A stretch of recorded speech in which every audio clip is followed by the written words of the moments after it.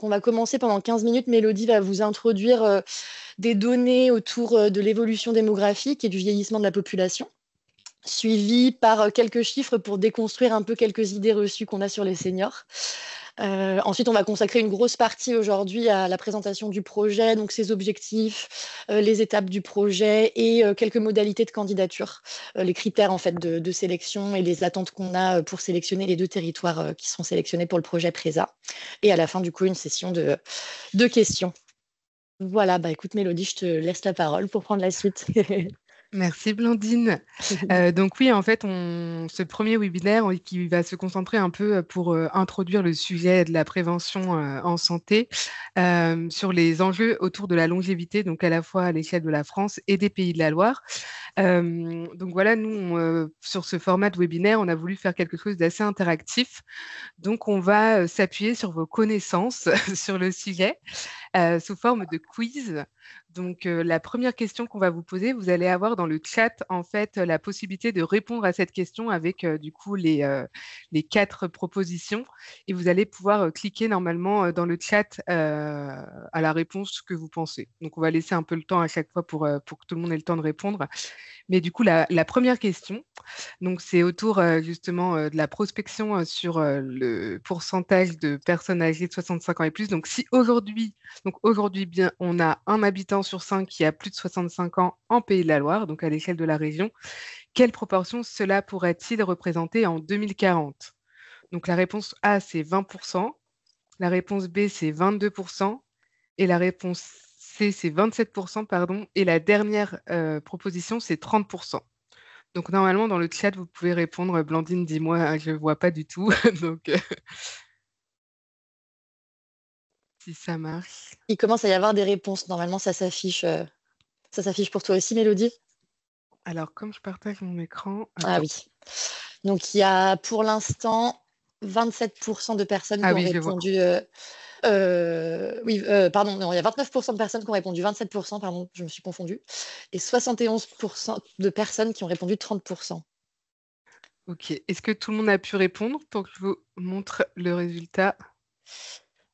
On va passer à la réponse. Donc, c'est bien 27%. Donc, tu as dit que le 61% avait répondu 30%? Oui, c'est ça, Donc, oui, 73%. Ouais. on est à 27% de personnes qui ont 65 ans et plus à l'horizon 2040. Donc là, je vous ai mis un peu un graphique de projection. Donc en 2020, on est à 22%, donc ça représente un volume de 820 000 personnes. 2030, on serait à 24%. Donc en passant le cap justement du million qui ont 65 ans et plus à l'échelle de la région. Et puis du coup, en 2040, on arriverait à 1 230 000 personnes qui auraient du coup 65 ans et plus, donc 27%. La deuxième question qu'on souhaite vous poser, c'est parmi les personnes âgées de plus de 80 ans, quel pourcentage reste autonome dans les activités de la vie quotidienne? Donc, ça veut dire se déplacer, se nourrir, s'habiller, se doucher. Donc, pareil, vous allez avoir la possibilité de répondre à cette question dans le chat. Donc, la première proposition, c'est 44%. Donc, on est bien sur les 80 ans et plus, hein. La réponse B, c'est 52%. La réponse C, c'est 67% et la réponse D, c'est 83%. Donc pareil, je vous laisse un petit peu de temps pour répondre. Et Blandine, je te laisse me dire les premiers retours. Alors, on a une majorité, 53% de personnes qui ont répondu 67%. Ok, Et ensuite, 21% de personnes qui ont répondu 52%. Et ensuite, à égalité, 15% et 15% pour 44% et 83%. ok. Donc on serait plutôt sur la réponse B, c'est ça? La réponse C plutôt. Pardon, oui, c'est la réponse C. Donc on est sur 83% plutôt de personnes qui sont encore autonomes à 80 ans et plus pour les gestes de la vie quotidienne. Donc justement, c'est pour montrer un peu et déconstruire les chiffres de la dépendance où on a plus de visibilité sur les personnes dépendantes, mais moins sur les personnes autonomes. Donc finalement, à 80 ans et plus, il y a quand même 83% qui sont autonomes dans les gestes de la vie quotidienne. Alors la Excusez-moi, j'ai une troisième... question. Désolé, j'avais levé la main. Désolé, Ronan Erwan Guillot, présence verte. Juste la question d'avant, c'est la réponse C ou la réponse D? Parce que j'ai entendu Blandine dire la réponse C, vous avez dit la réponse D. Non, elle disait que c'était la majorité des personnes avaient répondu dans le sondage que c'était, qui pensaient que c'était 67%. Ok, d'accord. Ok, j'ai mal Et du compris. coup, la Merci. réponse est 83%, Ok, justement. c'est encore mieux. Merci. Pas de souci. Donc la troisième question qu'on souhaite vous poser, c'est en 2023, quelle proportion des Oui. bénévoles en France est constituée de personnes âgées de 65 ans et plus?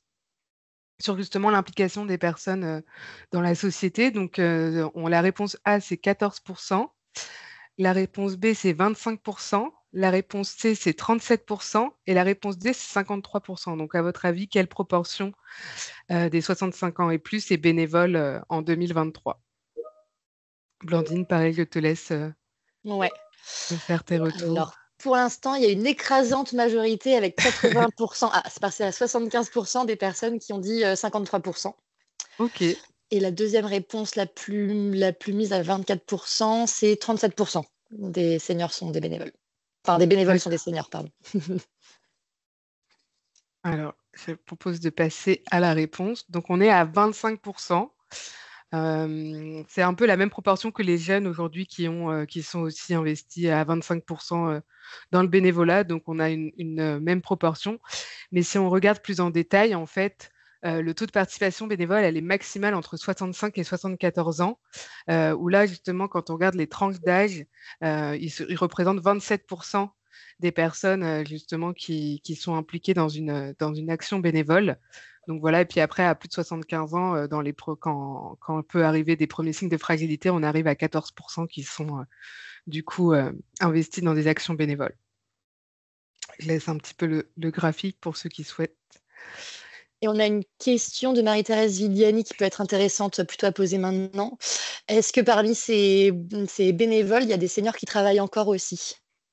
Alors là, nous, on prend les 60, on n'a pas la réponse dans cet indicateur, mais du coup, on prend toujours les 65 ans parce que c'est l'âge où les personnes sont le plus souvent à la retraite. Mais oui, il y en a qui sont encore en activité justement à 65 ans, voire plus quand on est sur des métiers où il y a des carrières longues. Donc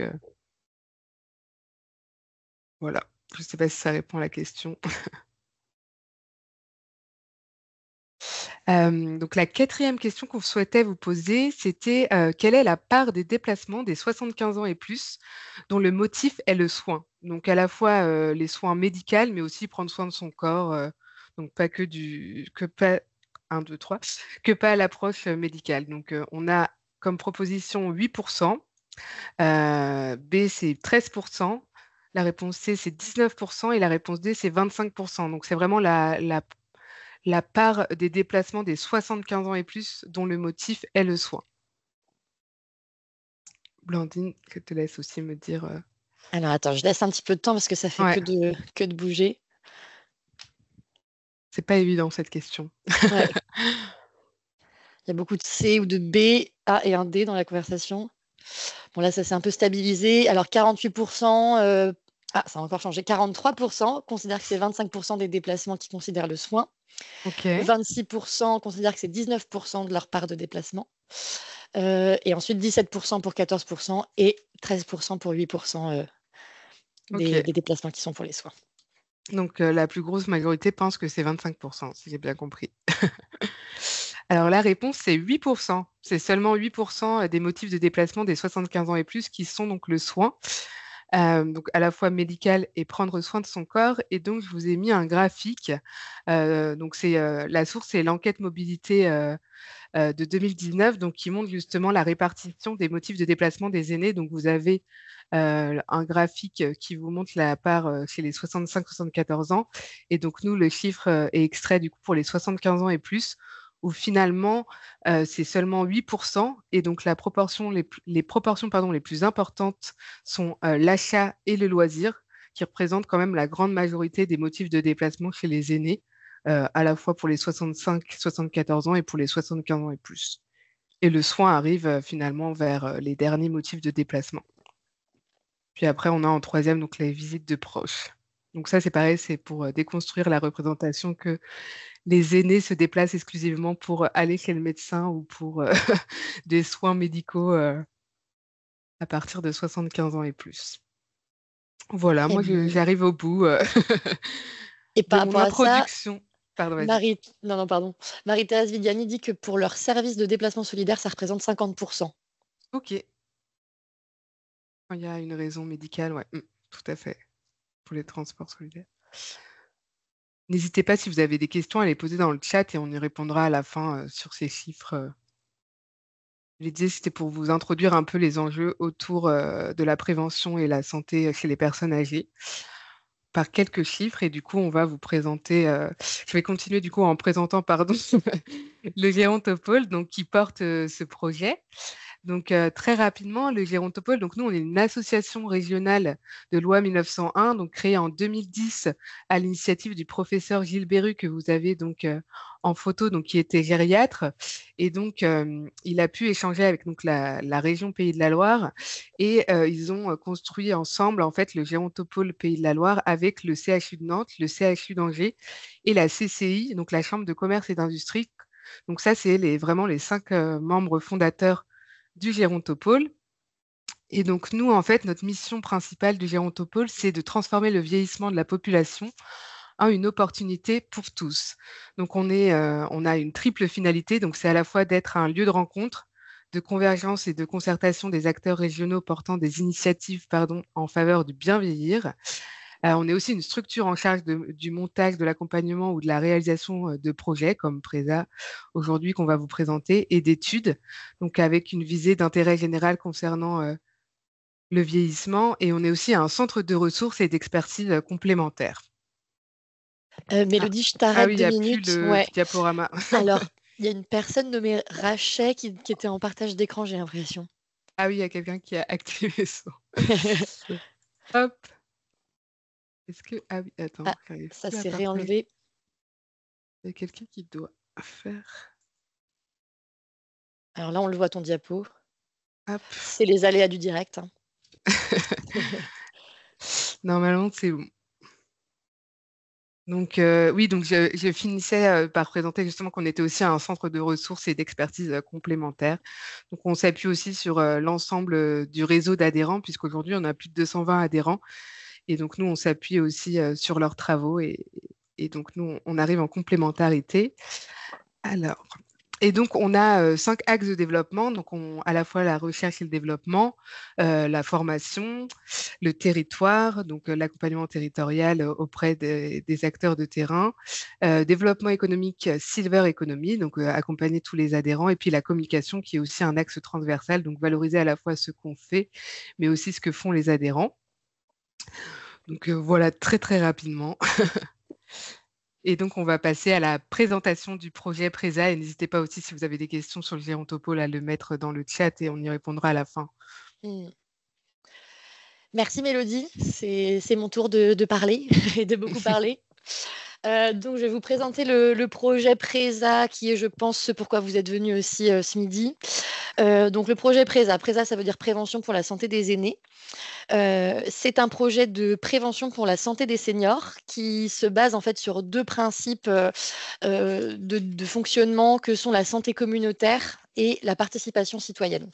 Je vais les présenter un petit peu juste après pour ceux pour qui ce serait moins clair. Je pense que la participation citoyenne, ça fait peut-être un peu plus écho que la santé communautaire en général. Donc le projet Presa, il est destiné aux personnes âgées de plus de 65 ans qui vont être en situation d'isolement et ou de précarité. Donc, le niveau de précarité, il est défini par l'INSEE comme des personnes percevant moins de 60% des revenus médians au niveau national. Et c'est des personnes qui peuvent avoir aussi des difficultés d'accès aux soins. Et on va le voir dans la présentation du projet. C'est un peu le gros enjeu aussi du projet Presa. Ce projet, il va se dérouler en fait sur 2 territoires, donc plutôt un territoire en milieu urbain et un territoire en milieu rural. C'est ce qu'on priorise en tout cas nous, dans le fonctionnement, selon les candidatures qu'on recevra. Et les territoires, donc c'est des territoires sur toute la région qui figurent parmi une liste de 33 EPCI que nous a donné le conseil régional, qu'on va vous afficher juste après. Donc on peut voir qu'en Loire-Atlantique, on a trois EPCI, Nantes Métropole, la Carène, Châteaubriand-Derval.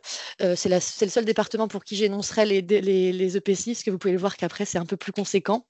Dans le Maine-et-Loire, on a 4 EPCI. En Mayenne, on en a 7. En Sarthe, qui est le département le plus visible et le plus identifié sur cette liste, il y a 12 EPCI. Et sur la Vendée, on en a 7. Je vous laisse un petit peu de temps là pour identifier si vos territoires ou votre territoire figure parmi cette liste, puisque très clairement, ce sera un des critères importants. Il faut que le territoire figure parmi cette liste de 33 EPCI.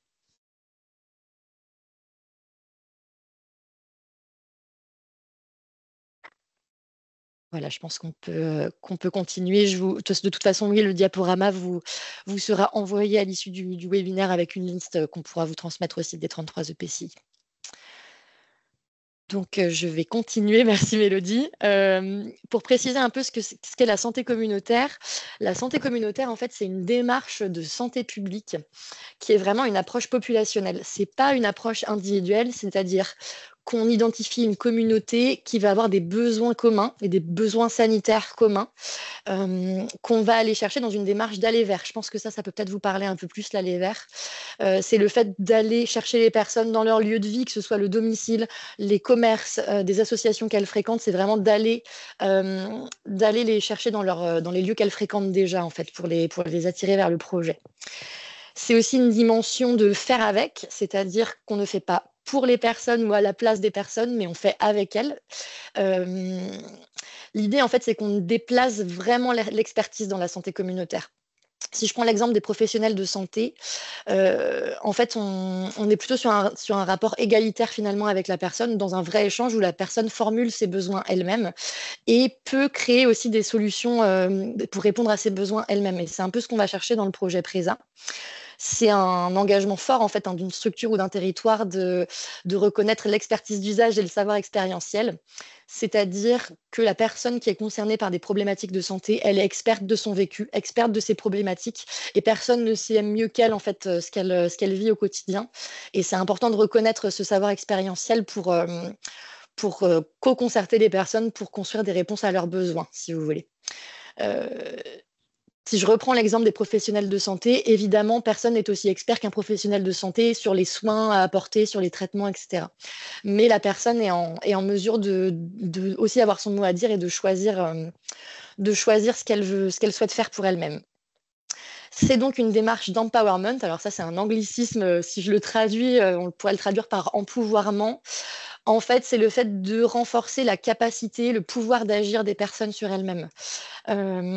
Ça implique du coup de la motivation au changement, forcément, qui est facilitée dans la santé communautaire par l'implication collective. C'est-à-dire que en concertant des personnes dans une communauté, dans un groupe, et pour répondre à des besoins communs, ça l'incite aussi à changer ses habitudes quotidiennes et sa propre vie, si vous voulez. Donc voilà, donc en fait la santé communautaire, pour le simplifier un peu en un mot, c'est faire par et pour les personnes.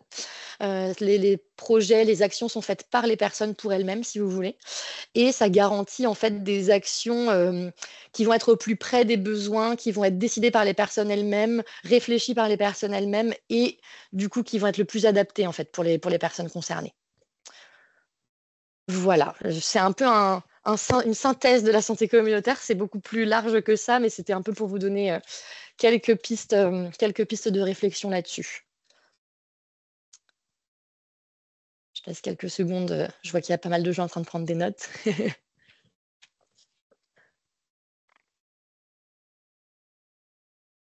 Donc, je vais passer peut-être plus à la notion de participation citoyenne maintenant. Donc la participation citoyenne, c'est plutôt assez connu maintenant. Alors je vous présente quelques notions qui me semblent importantes pour le projet Présa. Donc dans le projet Présa, sur le principe de participation citoyenne, l'idée c'est de définir collectivement des priorités d'une politique publique. Ça c'est plutôt la définition générale. Nous, on va le voir, ce sera plutôt des actions de prévention pour les personnes âgées concernées. Qui vont du coup se construire, s'échanger lors de temps de concertation et de co-construction des actions. Il faut prévoir beaucoup de temps d'échanges, de réunions, etc., entre personnes concernées et différents acteurs du territoire pour arriver à une définition collective. Dans la participation citoyenne, on a un peu quatre formes, quatre logiques de participation citoyenne. Il y a notamment la logique représentative, donc on va sélectionner, choisir quelques personnes qui vont représenter tout un groupe. On a la logique de consultation, on recueille plutôt largement en fait, les besoins et les points de vue, sans pour autant les inclure dans le processus décisionnel. Et puis on a la logique référendaire, donc par le vote. Nous, dans le projet Présa, on souhaite surtout s'inscrire dans une logique d'organisation collective, c'est-à-dire que ce ne sera pas seulement du consultatif. Les personnes concernées, elles vont vraiment être au cœur des décisions qui sont collectives. Et l'idée, c'est de sortir aussi d'une logique référendaire où il y aurait simplement le vote. On veut aussi avoir les avis nuancés, qualitatifs des personnes concernées et qu'il n'y ait pas seulement quelques représentants. On le verra un petit peu plus tard dans cette démarche d'aller vers, justement. L'idée, c'est d'aller chercher énormément de points de vue de personnes concernées différentes pour les confronter et pour agir dessus au sein du projet, quoi. Et du coup, l'idéal, c'est d'arriver à une gouvernance plutôt partagée en se basant sur un principe de réalité, hein, mais où les décisions soient collectives et où les personnes concernées aient le choix et leur mot à dire sur les actions qui seront mises en place. Ça, c'est vraiment très important sur le projet Présa. Voilà, alors je vois une question, je me permets de l'inclure. Évidemment, la place des personnes âgées handicapées a toute sa place. Quand on parle de personnes âgées, on en parle dans leur pluralité, avec toutes leurs spécificités. Donc, évidemment que la place des personnes âgées handicapées aura une place dans le projet. Ça fera d'ailleurs partie d'une des questions du dossier de candidature que je n'aurai pas le temps de vous présenter aujourd'hui, mais que je vous présenterai dans le deuxième webinaire du 13 mars prochain. Voilà là-dessus. Je parle un petit peu vite, donc je vous laisse quelques temps un peu à chaque fois pour prendre vos notes. Bon, pour rentrer un petit peu plus dans les détails du projet maintenant, je vais vous présenter les objectifs qu'on s'est fixés pour le projet Présa. Donc le premier étant de favoriser l'accès à la santé en développant des actions de prévention adaptées aux besoins locaux. Adapté aux besoins locaux, ça veut dire que ce sera des actions de prévention un peu sur mesure, contextualisées en fonction des ressources et des besoins du territoire. C'est-à-dire qu'on a dit qu'il y a 2 territoires sur le projet Présa, ce ne sera pas forcément les mêmes actions qui seront en route sur les 2 territoires. Ce sera vraiment adapté aux ressources locales, quoi.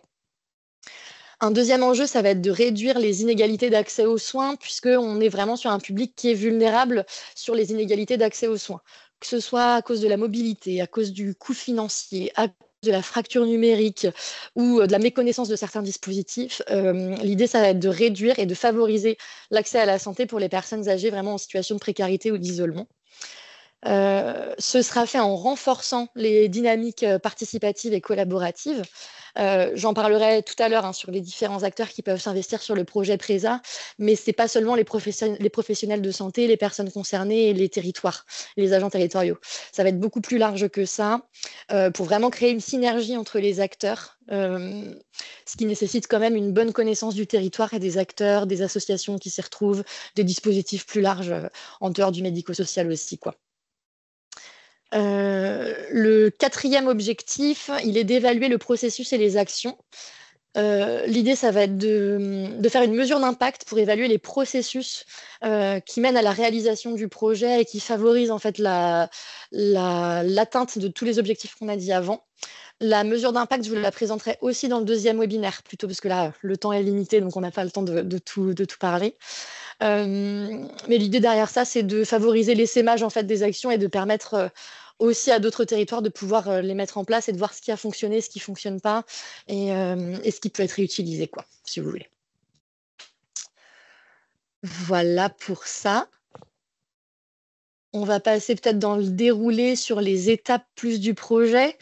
Donc le projet, il faut bien avoir en tête qu'il durera 3 ans, jusqu'en 2027. En tout cas, nous, l'engagement du Gérontopole, il ira jusqu'en 2027. On est dans la toute première phase actuellement, dans la sélection des territoires, qui est de janvier jusqu'à avril 2025. On reviendra sur les dates. En fait, ce webinaire fait office de lancement de l'appel à candidature et de l'ouverture des dépôts de dossiers de candidature, si vous voulez. Et on ira jusqu'à fin avril, la sélection des 2 territoires. Je reviendrai après sur les dates. S'en suivra une phase de diagnostic territorial participatif, donc de mai à novembre 2025. L'idée, c'est de concerter les personnes concernées, les agents territoriaux, les agents du territoire, les professionnels de santé et plus largement tout un tas d'acteurs que je vous présenterai après, pour établir un diagnostic sur les ressources, les besoins, ce qui existe, ce qui n'existe pas, de quoi on aurait besoin, etc. Donc les dates sont un peu indicatives, hein. Je pense qu'on va les revoir parce que la phase de diagnostic, ça va être aussi la phase d'identification des personnes concernées, essayer de les ramener vers le projet, de renforcer aussi leur pouvoir d'agir, parce que c'est pas évident pour des personnes âgées et précarisées de prendre la parole devant des élus lors de réunions, etc. Donc il y aura une démarche à faire dans ce sens. Donc voilà, les dates sont indicatives, vous pouvez les noter, mais elles changeront peut-être. À l'issue de ce diagnostic, on passera à la phase de co-construction des actions, donc de décembre 2025 à septembre 2026, où en fait les personnes membres du projet vont se réunir pour réfléchir, élaborer les actions de prévention qu'il pourrait être possible de mettre en place pour les personnes âgées concernées, suivi forcément du déploiement des actions. Donc de octobre 2026 à août 2027. Ces actions, évidemment qu'elles peuvent perdurer sur le territoire au-delà de août 2027, hein. C'est juste que l'engagement du Gérontopole s'arrêtera à ce moment-là, puisqu'on a des financements sur 3 ans sur la durée du projet. Pendant toute la durée du projet, comme je disais tout à l'heure, il y aura une évaluation longitudinale, une mesure d'impact pour évaluer les processus, qui commencera en fait dès le début et jusqu'à la fin pour analyser toutes les étapes du projet et qui donnera lieu à une valorisation scientifique fin 2027 pour, encore une fois, essaimer les actions, quoi. Voilà, alors ces étapes de projet, je vous les détaillerai un petit peu plus dans le deuxième webinaire. Pour l'instant, je vous présente un peu les grandes lignes, puis j'irai un peu plus dans le détail sur le deuxième webinaire. Et voilà. Je vous laisse encore quelques minutes si vous voulez prendre en note des choses, enfin quelques secondes plutôt.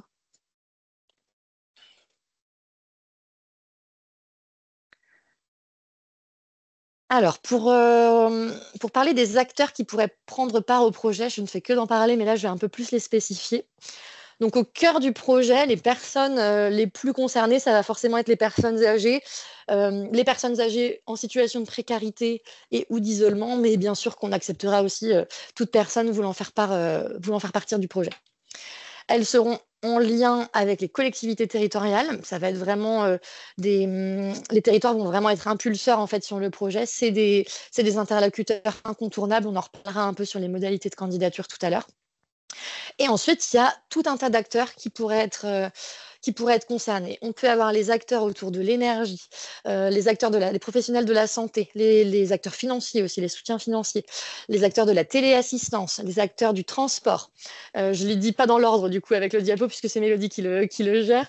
Les acteurs plutôt au domicile, alors les aidants, la famille, etc. Les acteurs autour de l'alimentation, autour des courses, les commerçants, autour du numérique, les promptes secours, les acteurs du bâtiment, les bailleurs sociaux, les acteurs autour du sport et autour des loisirs, de la culture en général. Voilà, tout autant d'acteurs qui pourront prendre part au projet. On se disait l'autre jour, on pensait aux bibliothèques qui peuvent aussi avoir des actions dirigées, pas fléchées directement vers les seniors, mais qui peuvent en accueillir, etc. Donc il y a vraiment tout un acteur auquel penser et qui dépendront aussi des territoires. Et en guise de soutien, on a le Gérontopole qui est plus là comme vraiment un rôle de facilitateur. C'est comme ça qu'on l'entend pour le territoire. On aura un rôle de facilitateur, d'appui méthodologique, si vous voulez. Et on prendra le rôle qu'on nous donnera aussi, en fait, en fonction des territoires. Tous les territoires n'ont pas les mêmes moyens, n'ont pas les mêmes dispositifs. Donc notre rôle sera de facilitateur, mais dépendra aussi un petit peu des initiatives, des synergies qu'il y a sur le territoire, quoi. Voilà. La prochaine slide, elle va répondre à la question de quel est le type de financement. Donc on en est au tout début du projet, hein, il a commencé en janvier.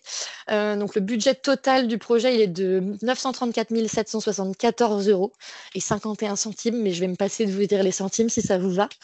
On a une partie de financement du Fonds social européen, donc du FSE+, à travers le conseil régional. En fait, c'est des interlocuteurs de la région avec qui on est en contact, qui est de 262 293 €. Et les financements complémentaires, donc les financements qu'il reste, sont de 672 000 €. Et on est encore en recherche en fait, de financement. On est encore en contact, on répond à des appels à projets. Et voilà, mais on est confiant pour la suite. Ce budget, il va servir au recrutement de 2 équivalents temps plein, donc Alexia et moi qui sommes à temps plein sur le projet Presa, et le soutien d'autres salariés. Je pense à Mélodie de l'Axe Territoire, on fait tous partie de l'Axe Territoire. Je pense à Sonia Bolzer aussi, que vous allez peut-être voir au moment des questions, qui est la responsable de l'Axe Territoire. Je pense à l'Axe Communication qui nous soutient aussi, avec Thomas qui doit être présent sur les actions de communication. Il y aura justement dans le budget tout ce qui va être événementiel et communication autour des événementiels, de l'événementiel. On aura pas mal de réunions publiques dans le déroulé du projet. Ça, je vous en parlerai dans le détail un peu de chaque phase du projet au webinaire 2. Et tout ce qui est consommable. Tout ce qui est consommable, c'est le thé, le café, les petits gâteaux, les petits fruits pour les réunions, puisque la participation citoyenne et la santé communautaire, ça implique aussi de la convivialité. Et ça nous amène à la slide suivante. Pour mobiliser les personnes concernées, il y a un peu 2 éléments super importants qu'il faut avoir en tête. C'est effectivement de rendre les temps d'échange et les temps de travail en fait conviviaux et les rendre agréables, tout simplement, pour que les gens aient envie de revenir. Et dans une démarche de santé communautaire, en tant que professionnel, c'est super important d'être dans le respect des personnes qui viennent et dans une écoute non jugeante aussi de ce qui est dit, de ce qui peut être dit, de ce qui peut être amené par les personnes. Et ce qui nous permet du coup de faire de la santé communautaire et d'avoir des actions qui sont au plus près des besoins et que les personnes elles restent sur toute la durée du projet. Pardon. Voilà, là-dessus, je vous laisse quelques minutes si vous avez des choses à noter, si vous voulez noter des questions dans le chat.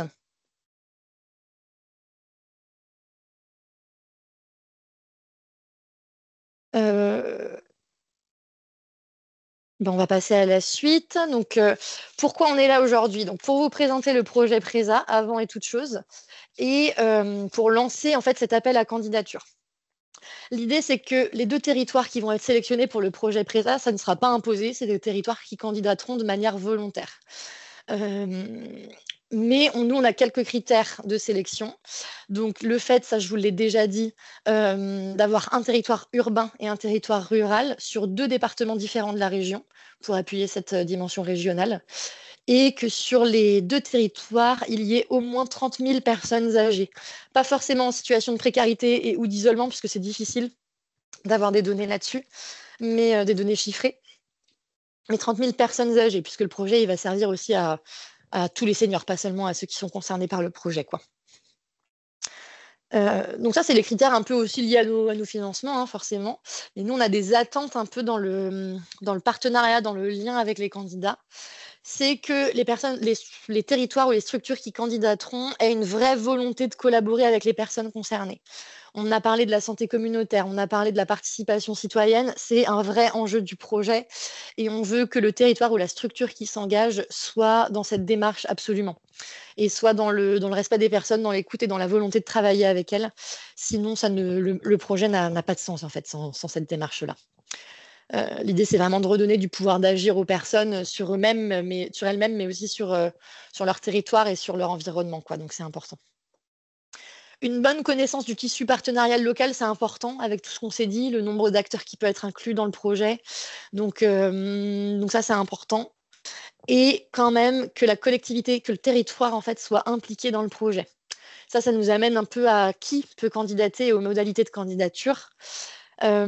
Qui peut candidater en priorité, je dirais, les territoires, puisque sans les territoires, il y a plein de choses qu'on ne pourra pas faire. C'est super important d'avoir ces représentants-là tout au long du projet.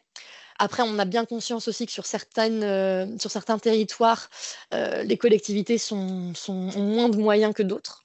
Donc, on ne s'interdit pas le fait que ça soit des associations qui candidatent ou des associations, des structures, d'autres structures, mais à condition que les élus, les territoires aient été concertés en amont et qu'ils soient impliqués dans le projet et qu'ils acceptent de prendre part activement au projet. Ça, c'est super important. Pour candidater, vous remplirez un dossier de candidature qu'on va vous mettre dans le chat. On va vous en mettre 3, mais c'est les 3 mêmes, hein. Un au format Word, un au format LibreOffice et un au format PDF, juste pour que ce soit plus pratique pour vous en fonction des outils que vous utilisez. Le dossier de candidature, je ne vais pas trop m'y attarder aujourd'hui, je vous le présenterai plutôt dans le webinaire 2. Et je vous le présenterai vraiment en détail. Et on va revenir sur les dates juste après. Donc, je peux vous donner celle-là, hein, le 11 avril 2025, il faudra avoir envoyé son dossier de candidature.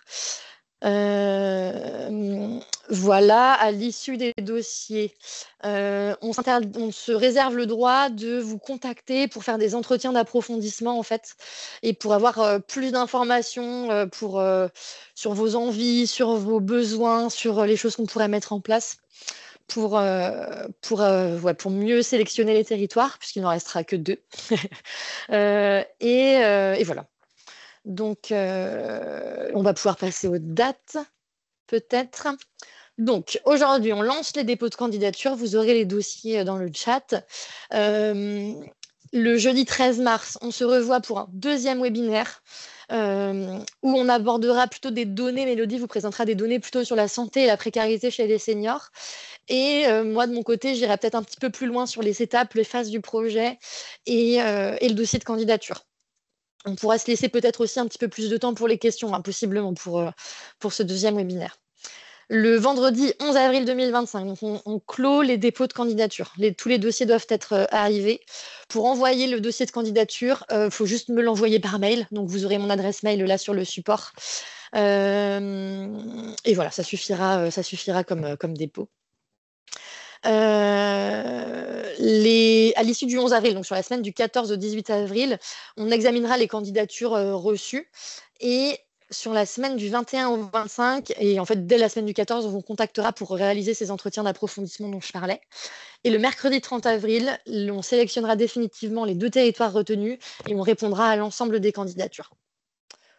Voilà. Voilà, j'ai fini. Vous avez donc mon contact ici. Donc mon adresse mail, vous pouvez m'adresser les dossiers de candidature. À l'issue des 2 webinaires, n'hésitez pas à revenir vers moi s'il reste encore des questions, mais je vous invite à attendre le deuxième webinaire, puisqu'on répondra sans doute à vos dernières questions le 13 mars. Et voilà. Moi, c'est bon pour moi. Ce qu'on va faire, c'est qu'avant de passer au temps des questions, je vais vous refaire un petit sondage très rapide. Vous allez avoir des pouces sur vos écrans qui vont s'afficher. Et l'idée sur cette première question, c'est de nous dire si déjà vous avez apprécié ce contenu et ce webinaire. Est-ce que vous avez eu assez d'informations pour ce premier webinaire? Donc, je vous laisse mettre un petit pouce vers le bas pour oui, un petit pouce vers un petit pouce vers le haut pour oui, un petit pouce vers le bas pour non plutôt.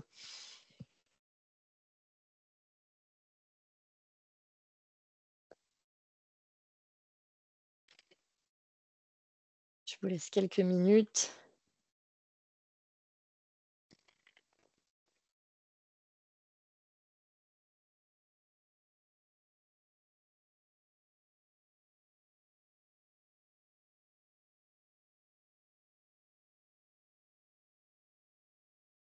Je vais boucler le sondage, donc n'hésitez pas à mettre une réponse avant que je le boucle.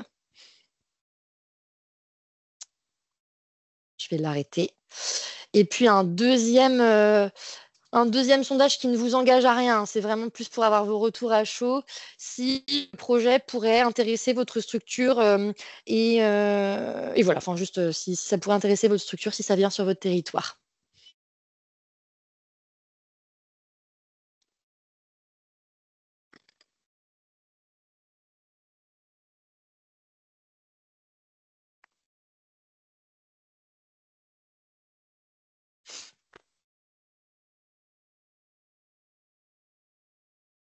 On se laisse encore quelques minutes, puis après on traitera vos questions que vous pouvez poser dans le chat ou vous pourrez prendre la parole, hein, évidemment. Avec en tête que nous sommes enregistrés, donc vous serez visible sur l'enregistrement.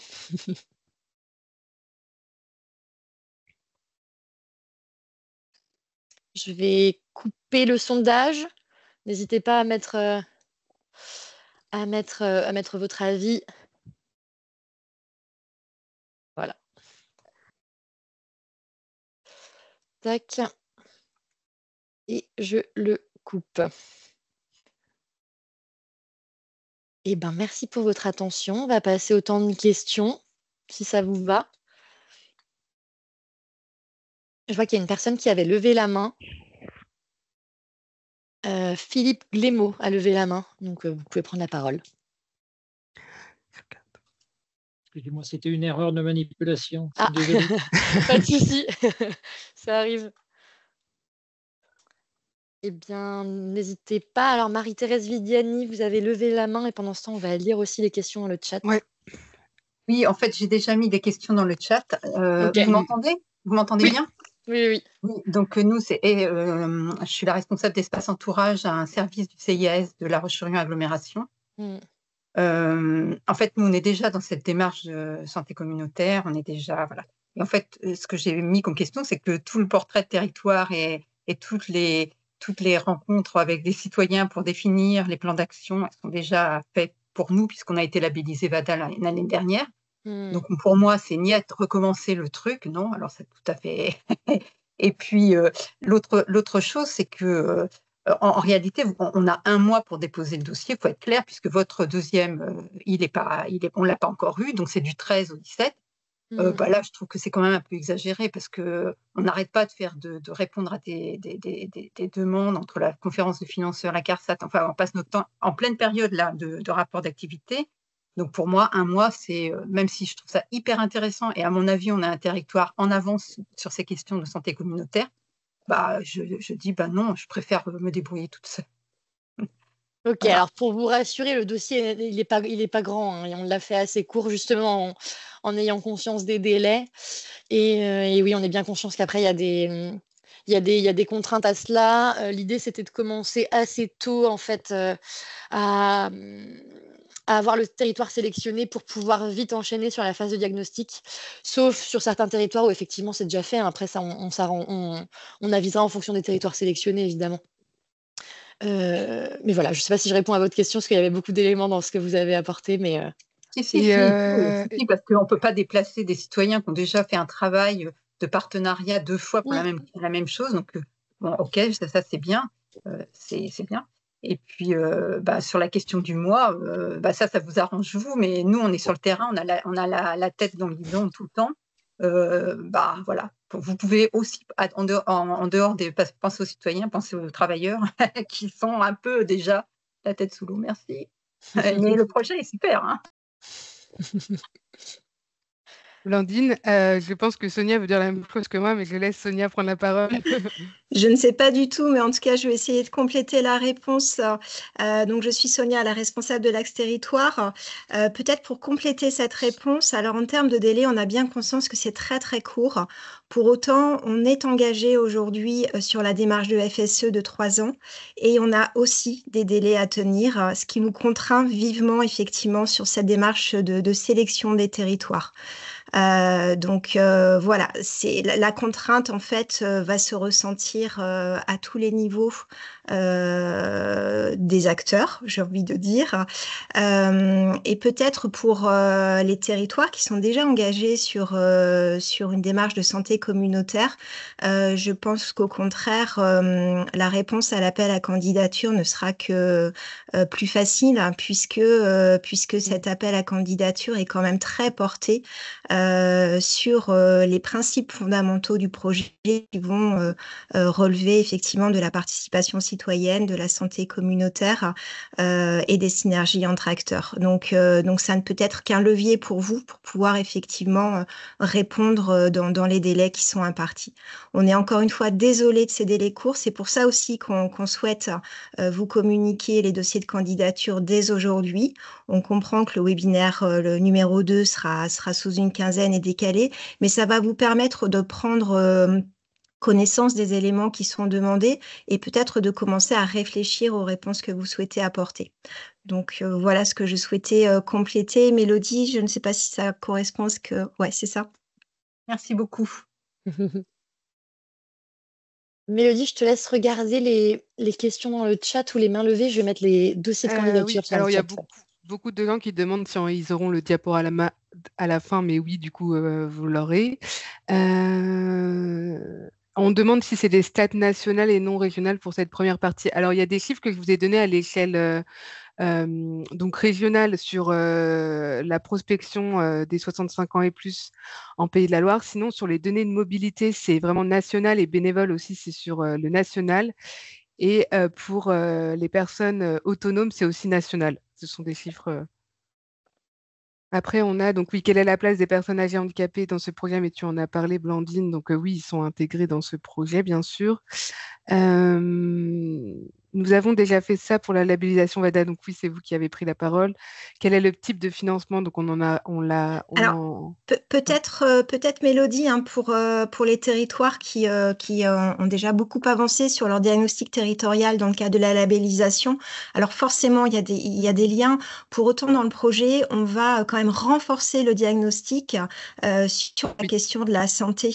On est vraiment axé sur la question de la prévention en santé. Donc, l'idée, c'est de venir renforcer ce diagnostic qui très probablement est déjà relativement comblé, mais que très probablement on pourra être amené à renforcer en allant chercher encore une fois des personnes âgées en situation de précarité qui très souvent restent isolées effectivement de ce type de concertation.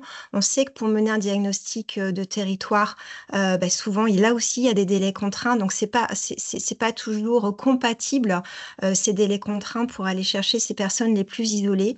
Et encore une fois, c'est un enjeu important dans Presa de pouvoir s'appuyer aussi sur l'ensemble des acteurs des territoires pour ramener ces personnes dans cette réflexion et dans cette mise en œuvre par rapport aux besoins, à leurs besoins effectivement les plus précis.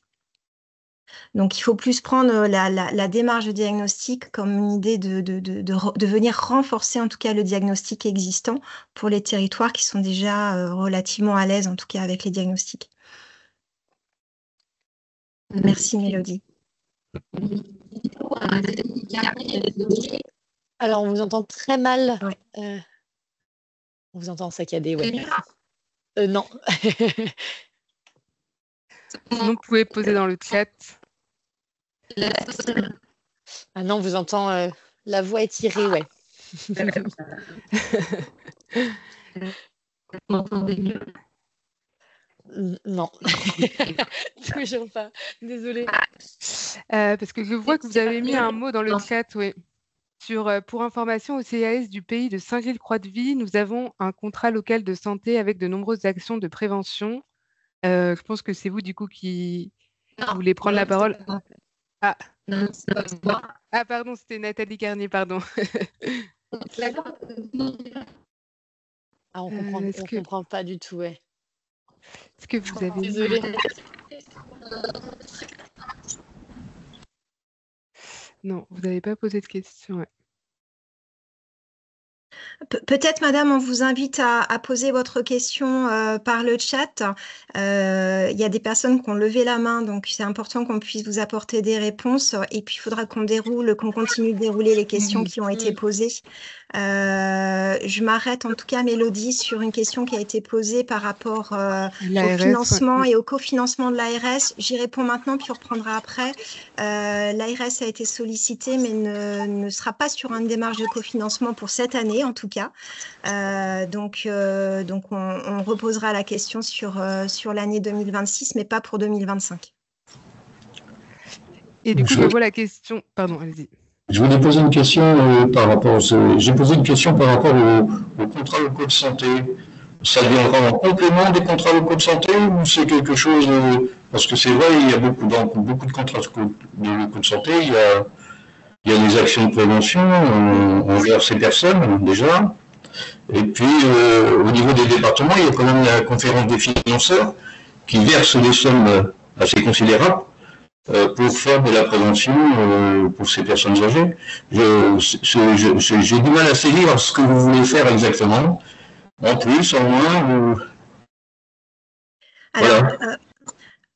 Merci pour ces questions. Alors, si un des territoires sélectionnés ou même les deux dispose effectivement d'un contrat local de santé, évidemment, l'idée c'est de travailler en partenariat et d'inclure en tout cas les acteurs du contrat local de santé pour ne pas repartir de zéro, de peut-être poursuivre aussi.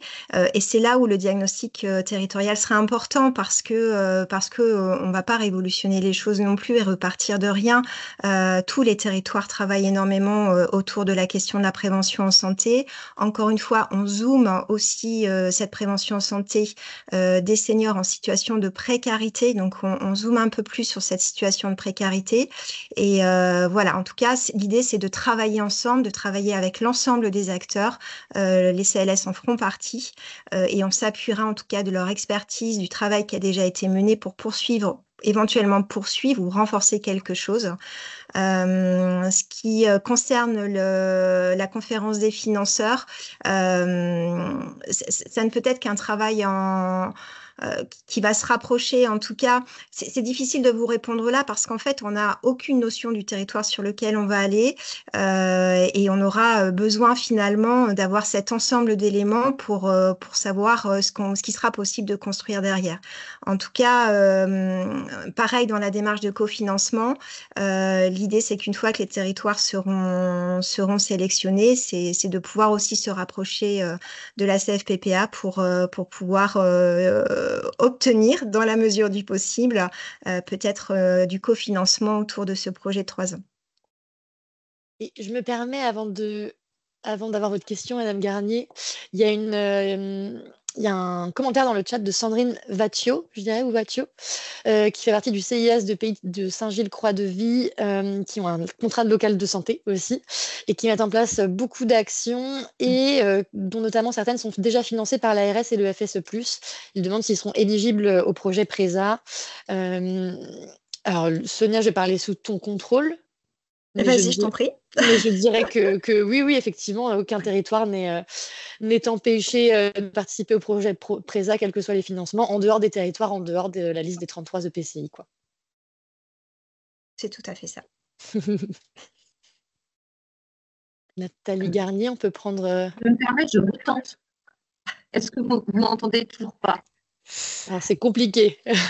C'est peut-être un petit peu mieux. Mais du coup, votre question, j'ai vu dans le chat, c'était qui fera partie du jury de sélection? C'était ça. Donc, je vous laisse peut-être répondre, Blandine ou Sonia.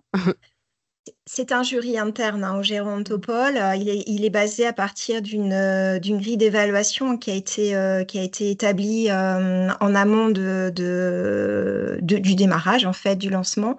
Mais effectivement, ce sera plutôt en interne.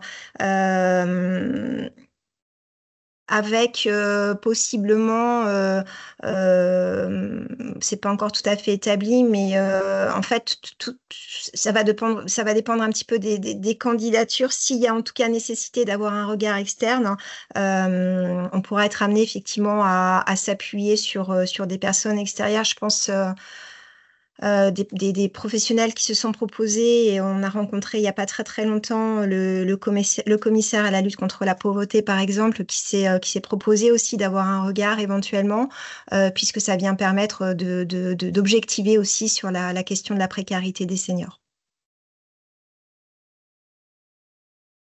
Et du coup, il y avait d'autres questions. Vous avez posé aussi quel rôle des chargés de mission? Est-ce que c'est dans l'animation des ateliers, des réunions? Et un appui aussi de la méthodologie. Du coup, ouais, c'est un peu tout ça, en fait. Ça va être de planifier les réunions, de faire les comptes rendus, de faire les synthèses, d'aller chercher les personnes aussi. L'idée, alors c'est hypothétique pour l'instant, puisqu'on attend vraiment d'avoir les territoires et de savoir un petit peu plus. Mais par exemple, dans l'identification des personnes concernées, dans la phase de diagnostic, ça va être aussi d'aller rencontrer les associations, les structures locales, pourquoi pas aller faire des permanences pour inciter les personnes aussi à participer au diagnostic là où elles sont, pas forcément dans le long terme, mais là où elles sont sur le moment. Ça va être aussi la mesure d'impact, donc l'évaluation longitudinale, qui est un gros enjeu quand même du projet et qui va prendre beaucoup de temps. Et après, ça va être, comme je disais, en fonction de la place aussi à prendre par rapport à comment le territoire est investi, à comment les acteurs sont investis. Et on est vraiment en complément, en fait. Effectivement, c'est beaucoup ressorti qu'il y a beaucoup de choses qui existent et ça, on en a bien conscience qu'on n'est pas les premiers à inventer ça. Mais justement, c'est de faire un complément et d'aller là où il y a des manques, s'il y a des manques, quoi. Et ça me permet de clarifier la question. Je vois une question de la communauté de Lys-Soleillon qui demande c'est quoi pour vous un territoire? C'est une EPCI, donc une communauté de communes, une interco, ouais, c'est ça. Comme est mis sur la liste des 33 EPCI du Conseil régional, vous pourrez retrouver les EPCI en question. Après, on a d'autres questions sur le type de financement, en fait, quelle part va au territoire. Donc, clarifier justement, le financement consiste à financer quoi et est-ce qu'il y a une part qui va au territoire sur les 3 ans? Enfin, comment dire, quelle enveloppe va au territoire? Donc, ça peut-être clarifier en quoi consiste.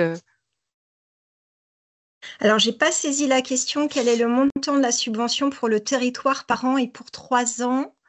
Si la personne. Je peux répondre. Oui. Oui.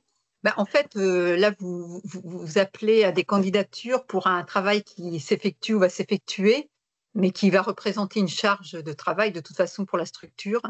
Donc, ma question est basique, c'est comme tous les autres appels à projets, en gros, combien vous prévoyez à l'année ou pour 3 ans? Je ne sais pas, apparemment, c'est un budget pour 3 ans, puisque vous nous avez dit que c'était jusqu'en 2027. Donc, c'est ça. Alors, c'est pas la subvention n'ira pas à la collectivité en fait, et vous verrez sur le dossier de candidature, ça fait partie des questions posées sur le temps imparti, comment effectivement la collectivité voit les choses, si il y a possibilité de dégager du temps humain ou une forme de cofinancement aussi, mais il n'y a pas de demande d'argent auprès de la collectivité. Si elle est en mesure de pouvoir assurer un cofinancement dans le projet, parfait, mais si elle n'est pas en mesure, c'est pas du tout rédhibitoire pour intervenir sur le territoire. Mais vous m'excusez, mais du coup, je comprends pas du tout. J'ai besoin, moi, d'éclaircissement parce que ça va impliquer davantage de travail puisque nous, les actions, on les mène déjà. Donc, ça veut dire qu'en gros, le travail qui va être que va nous demander notre participation à ce projet, encore une fois, que je trouve très, très intéressant, il n'est pas du tout pris en charge économiquement. Pas du tout, non. Ok, bon, d'accord, c'est clair au moins. Merci beaucoup. Il y a une question encore sur les financements, si on reste dans cette thématique. D'ailleurs, il est 14h, alors je suis désolée pour le retard pour les personnes qui sont là. On va essayer de répondre aux questions quand même le plus possible. Il y a une question de Véronique Bourcy. Si un financement, du financement aux 2 porteurs candidats, alors y a-t-il des restrictions dans les types de dépenses, ETP, partenaires type transport et vers les acteurs du soin, etc. Il n'y a pas de financement vers les collectivités, encore une fois. Donc, en fait, ça vient répondre à cette question également. Et après, on avait des éléments justement sur les actions. Sont-elles plutôt sur la prévention, promotion à la santé de type activité physique et alimentation, ou bien l'accès aux soins, type diminuer l'isolement via le transport pour se rendre à une consultation? On est vraiment sur des actions de prévention en santé. On n'est pas sur des actions de promotion à la santé. Après, on n'est pas d'autres. Je regarde si on a répondu à tout le monde. Alors, en attendant. Excusez-moi, juste j'avais une question sur la téléassistance. Ah oui. En fait, le type d'action qu'on va mettre en place, ça dépendra vraiment des territoires. C'est drôle que vous le mentionniez, puisque ça fait notamment partie des exemples qu'on a mentionnés sur le dépôt de projet au FSE et sur la fiche projet. Mais en fait, rien n'est exhaustif, ça dépendra vraiment des projets et des besoins, mais la téléassistance en fait partie, effectivement. Ça peut faire partie du catalogue d'actions à mettre en place, oui. Ça répond à votre question? En partie. Ok. C'est pas super clair. Voilà, ça ouvre le champ à beaucoup de réflexions. Je vais le dire comme ça. Mais c'est vrai, c'est pas très clair non plus pour nous, c'est pas défini puisque ça dépendra des territoires et de où nous emmèneront les personnes membres du projet. Donc effectivement, c'est assez flou pour nous aussi sur le détail des actions à mettre en place. Ok, bon, bien. Suivant. Est-ce qu'il y avait d'autres questions? Ouais, alors il y a une question de Sandrine Watio. Encore une fois, pouvez-vous transmettre les documents? Alors, on n'arrive pas avec Mélodie à vous mettre les dossiers de candidature dans le chat. Dans le chat, ouais. Si jamais Thomas qui est présent arrive à le faire, c'est super. Sinon, dans tous les cas, je vous les renverrai par mail. Je vous renverrai un mail à l'issue du webinaire là dans l'après-midi.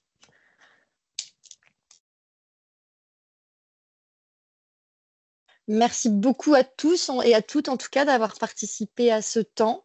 Merci pour vos questions toujours très pertinentes. J'espère vous voir le 13 mars pour le 2e webinaire pour répondre à encore plus de questions. Et voilà, merci à vous pour votre attention. On aura peut-être des compléments aussi, ouais. Ouais. Je vais arrêter l'enregistrement. Bonne journée. Bonne journée Merci à vous. Merci à tous. Bonne journée. Bonne journée.